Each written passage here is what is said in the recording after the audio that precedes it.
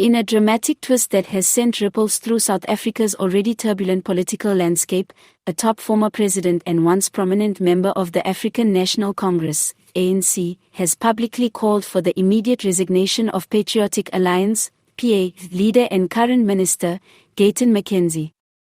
The stunning intervention by the respected elder statesman marks one of the most high-profile challenges to McKenzie's leadership yet, and it comes at a time when the nation's politics is teetering between instability and outright chaos.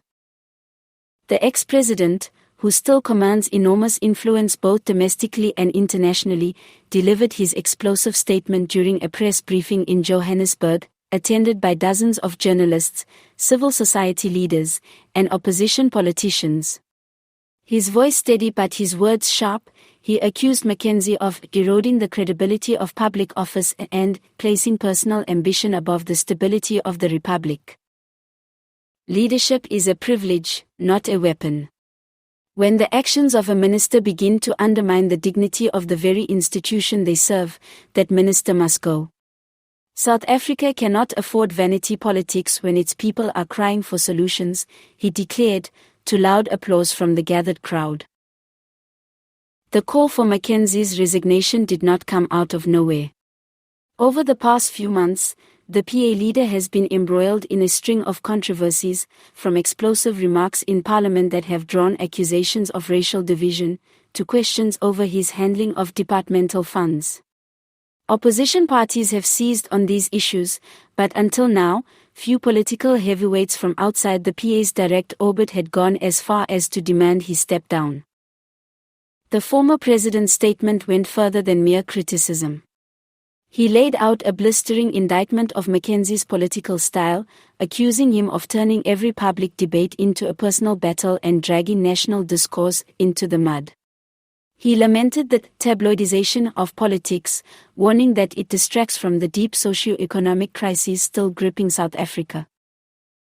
Political analysts say the intervention is significant not just because of the individual behind it, but because it signals a broader discontent within the country's political elite. This former president, while no longer in the ANC's frontline leadership, retains close ties to current decision-makers and commands respect across party lines. His criticism could embolden more voices inside Parliament to take a stand against McKenzie, potentially sparking a chain reaction of pressure from civil society and even members of the government. McKenzie, for his part, has wasted no time hitting back. In a fiery social media post just hours after the statement went public, he accused the former president of living in the past and being part of the same political establishment that, in his words, failed millions of South Africans for decades. The PA leader dismissed the resignation calls as political theatre and vowed to continue what he called his mission to shake the system. The public remains deeply divided. Supporters of McKenzie praise his brash, no-nonsense approach and his willingness to challenge long-standing political norms. Critics, however, see him as a destabilizing force whose confrontational style risks alienating potential allies and deepening divisions in an already fractured political space. With the next parliamentary session looming, the confrontation between these two towering figures, one a fiery political disruptor, the other a seasoned statesman, is likely to dominate headlines for weeks to come.